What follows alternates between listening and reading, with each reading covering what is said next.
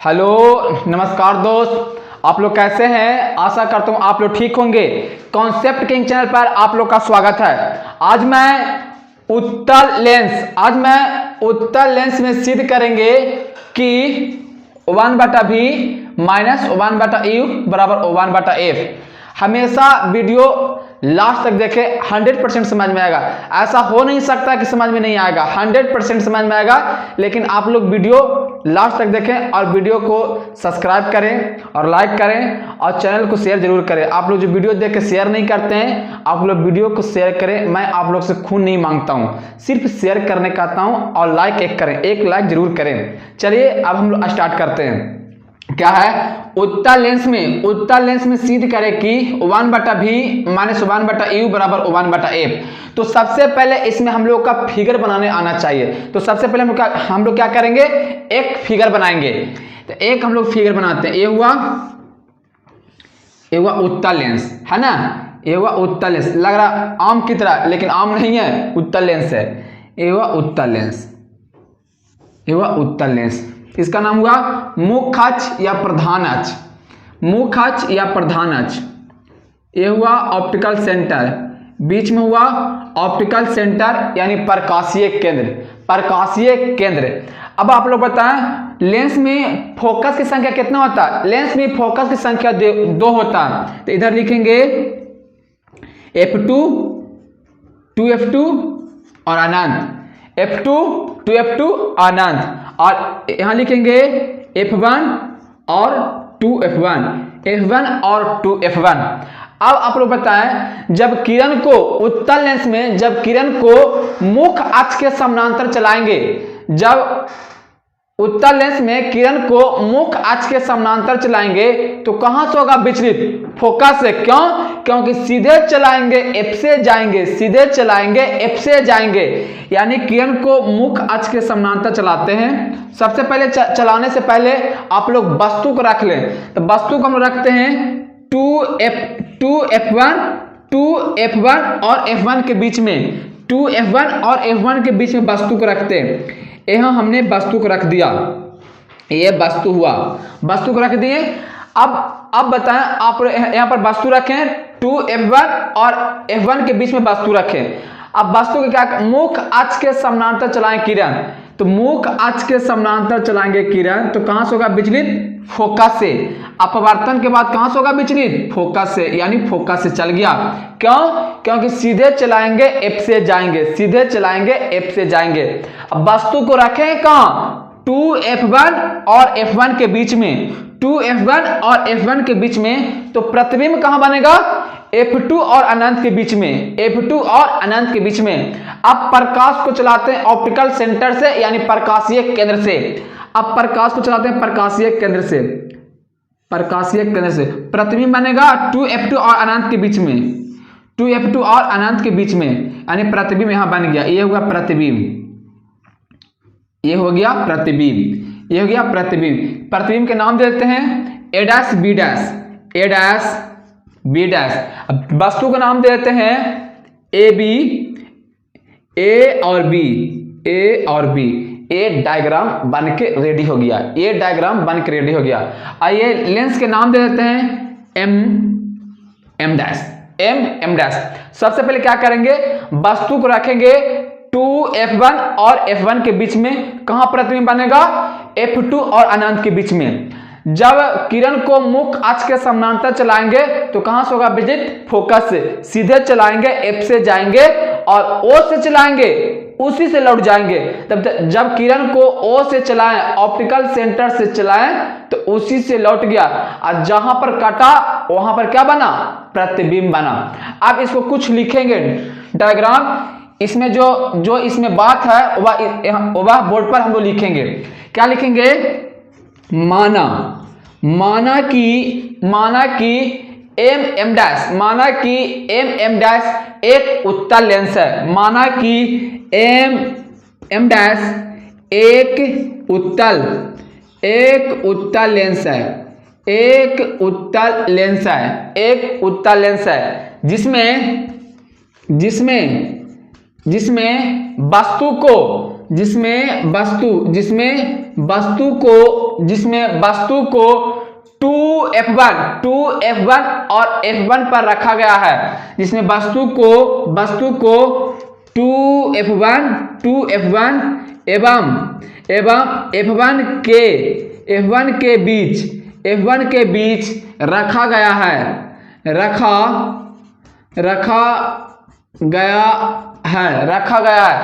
जिसका प्रतिबिंब कहाँ बना? 2F2 और अनंत के बीच में, जिसका प्रतिबिंब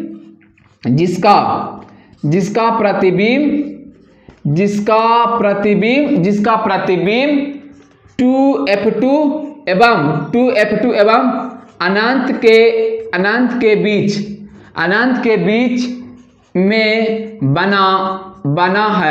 के बीच में बना है, जैसा कि चित्र में दिखाया गया है, जैसा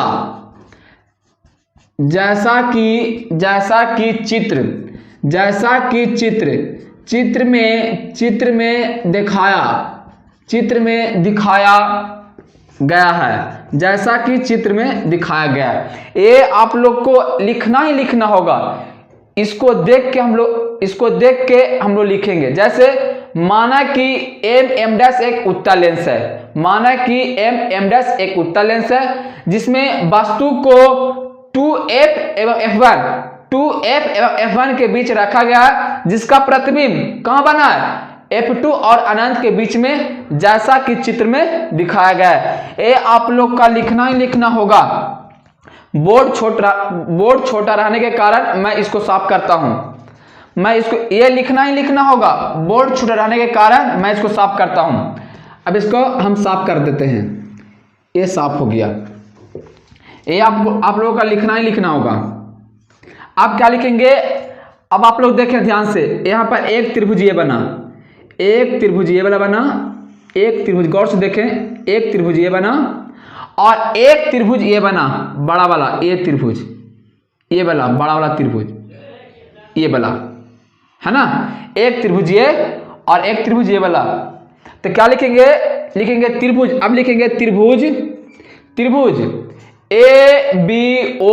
ABO, एक त्रिभुज, यहाँ पर एक त्रिभुज इस साइड, ये त्रिभुज और ये त्रिभुज ABO, और एक त्रिभुज ये वाला OA डैश B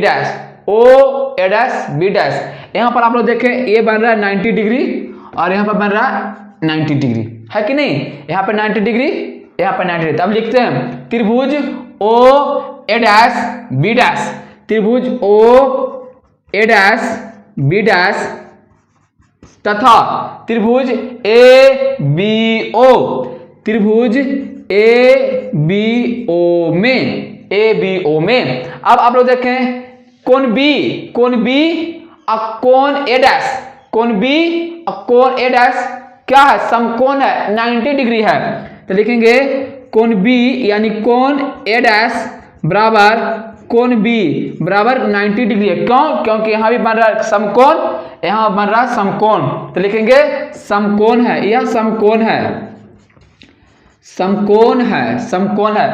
अब आप लोग बताएं, जब कोई एक समानांतर रेखा यानी सीधी रेखा अगर कोई रेखा प्रतिच्छेदी करता है यानी काटता है, तो ये कोण और ये कोण और ये कोण कौन कहलाता है? सम्मुख कोण। क्यों? क्योंकि आमने सामने का कोण है, इसको बोलेंगे हम लोग सम्मुख कोण। तो आप लोग ध्यान से समझे, ये एक रेखा है, यह एक रेखा है, ये काट रहा है, ये सीधे काट रहा है, ये वाला AB डैश, ये AB डैश काट रहा है, यानी ये कोण और ये कोण आपस में क्या होगा? इक्वल होगा, जिसको बोलेंगे हम लोग सम्मुख कोण।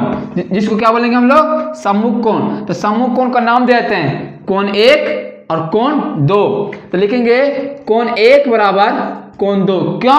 क्योंकि सम्मुख कोण है। तो यहाँ पर लिखेंगे सम्मुख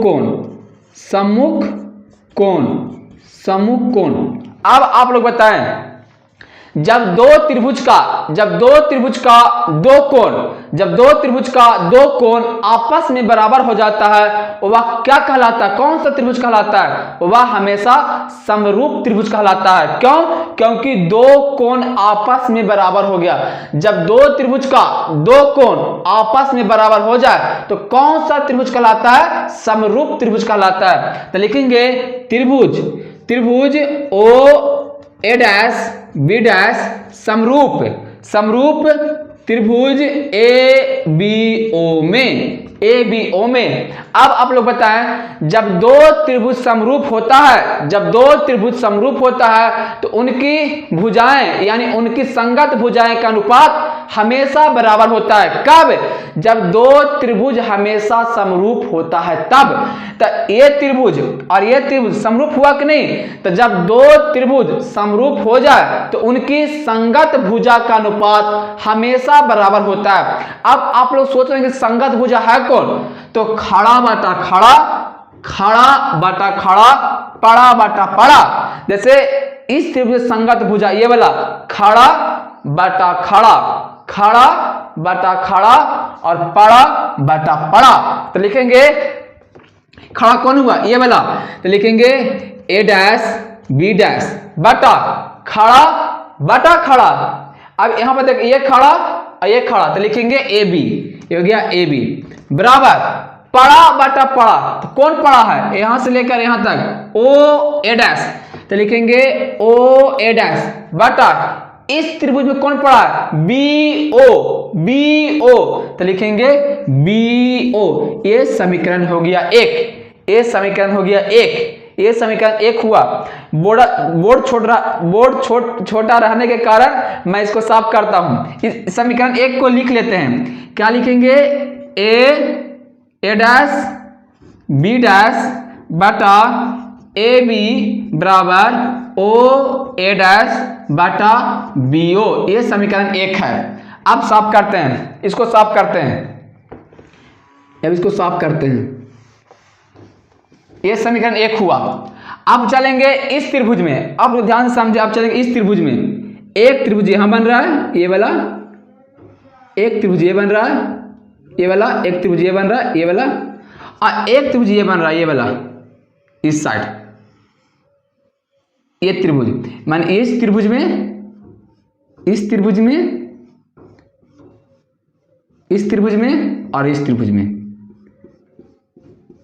में ध्यान से आप लोग समझें।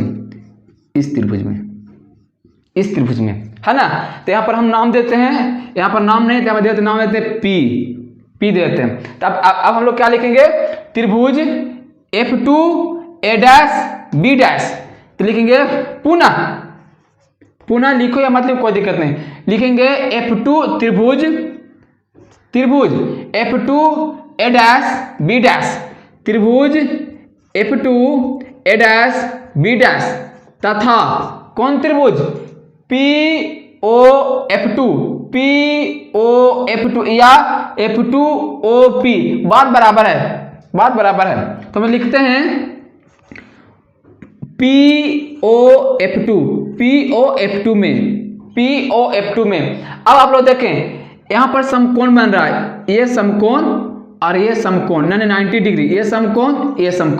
तो लिखेंगे कोण P बराबर, सॉरी आगे यहां पर ना है, F2 A डैश यानी आगे लिखेंगे ये कोण।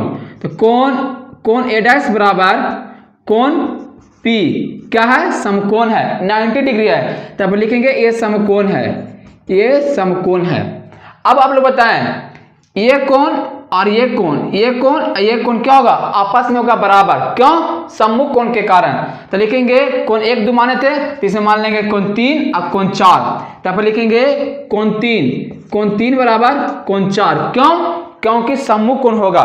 तो लिखेंगे ये सम्मुख कोण है, ये सम्मुख कोण। अब आप लोग याद करें, जब दो त्रिभुज का दो कोण आपस में बराबर हो जाए वह कौन सा त्रिभुज कहलाता है? समरूप त्रिभुज। तो लिखेंगे त्रिभुज F2 A dash B dash समरूप POF2 में अब आप लोग बताएं, जब दो त्रिभुज समरूप हो जाए, तो उनकी संगत भुजा का अनुपात क्या होगा? बराबर होगा। तब बताएं, खड़ा बटा खड़ा, खड़ा बटा खड़ा और पड़ा बटा पड़ा। तो लिखेंगे खड़ा कौन है? A डैश B डैश बटा खड़ा कौन है इसमें? PO। तो लिखेंगे PO बटा पड़ा बटा पड़ा, तो पड़ा कौन है? F2A dash. तो लिखेंगे F2A डैश बटा यहां पर कौन पड़ा है? OF2। तो लिखेंगे OF2। अब लिखेंगे चित्र से, यहां पर लिखना होगा, अब लिखेंगे चित्र से। अब आप लोग समझें, जितना बड़ा ये वस्तु है, जितना बड़ा ये वस्तु AB, उतना वस्तु बड़ा यहाँ पर है PO। यानी ये वस्तु और ये वस्तु आपस में क्या होगा? इक्वल होगा, यानी बराबर होगा। तो लिखेंगे चित्र से, क्या लिखेंगे? AB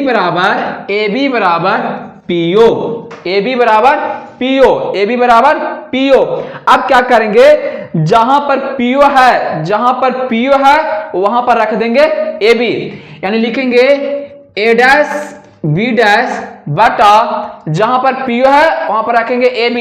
तो लिखेंगे AB बराबर F2A डैश बटा OF2।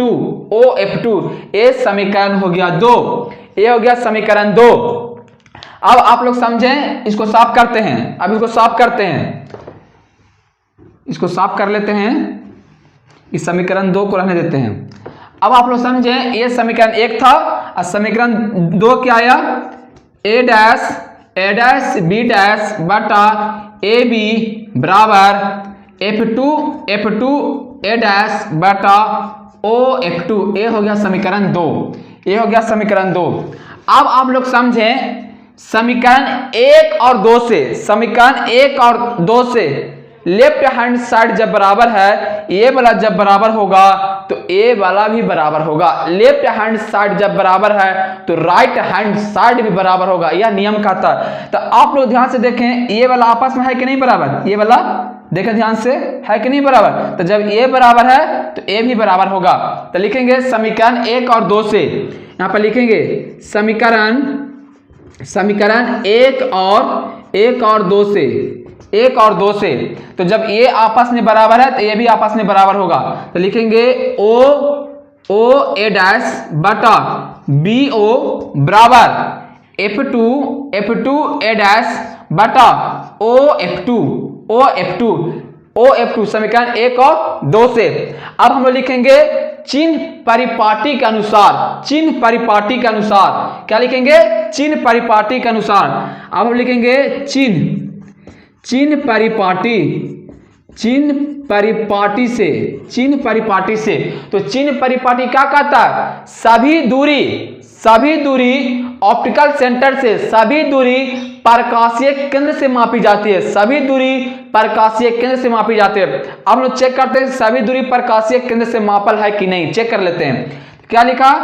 OA डैश बिल्कुल सही है, प्रकाशीय केंद्र से है OA डैश, तब लिख देंगे OA डैश, कोई दिक्कत नहीं है, बटा BO प्रकाशीय केंद्र से है। यहां पर देखें O है, यहां पर B है, यानी प्रकाशीय केंद्र से है, यानी इसको रहने देंगे BO बराबर। अब इसको चेक करते हैं F2A डैश, ये दिक्कत आ गया F2A डैश, इसको रहना चाहिए यहां से OA डैश से। क्यों? क्योंकि चिन्ह परिपाटी कहता है कि सभी दूरी प्रकाशीय केंद्र से मापते हैं। तब आप लोग बताएं, इसको ध्यान से समझें। ये हो गया O, ये हो गया O, इधर हो गया F2 और इधर हो गया A डैश। अब हमको ये निकालना है, ये वाला मान के चलें, ये पूरा हमको दे दिया 8, ये पूरा 8 है। अब हमको ये निकालना है, ये निकालना है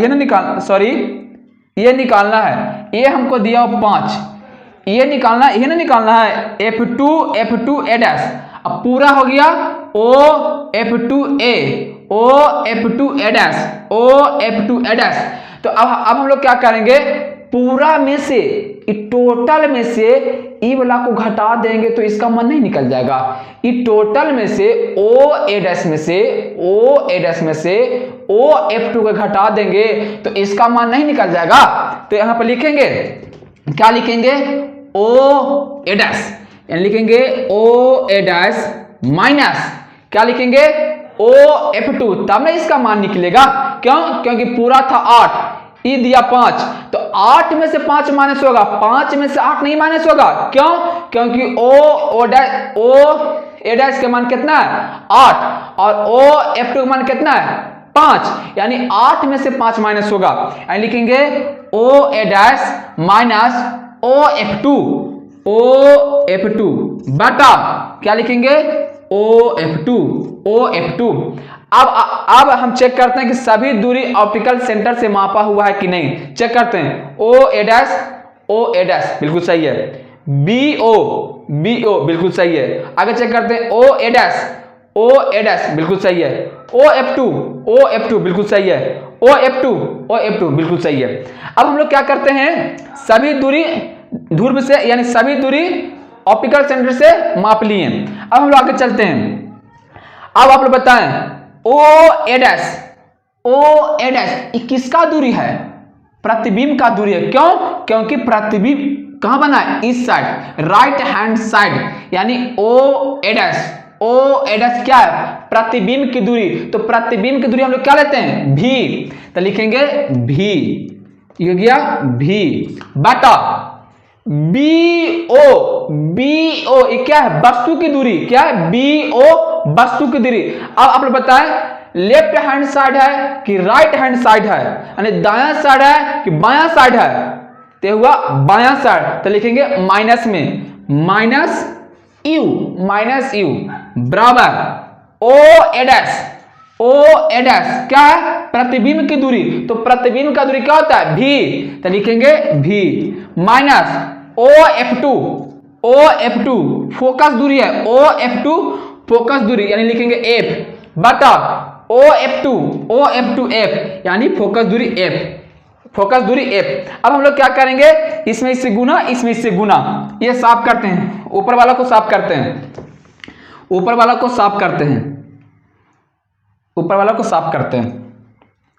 लोग साफ कर दिए। अब हम लोग क्या करेंगे, इसमें से गुना, इसमें से गुना, तो क्या हो जाएगा, VF बराबर, इसमें से गुना करेंगे तो क्या आएगा, माइनस UV माइनस प्लस क्या जाएगा, UF यही ना आएगा, UF। हाँ, इसको आप साफ करते हैं, UF हो गया। अब लिखेंगे दोनों तरफ UVF से भाग देने पर, दोनों तरफ लिखेंगे, दोनों तरफ UVF से भाग देने पर दोनों तरफ, तो लिखेंगे U यानी VF बटा UVF बराबर माइनस UV बटा UVF प्लस UF बटा UVF, दोनों तरफ भाग दे दिए। अब आप लोग समझें, V से भी कैंसिल, F से F कैंसिल, U से U कैंसिल, V से भी कैंसिल, U से U कैंसिल, F से F कैंसिल हो गया। तब क्या बचा, 1 बटा U बराबर माइनस 1 बटा F प्लस 1 बटा V।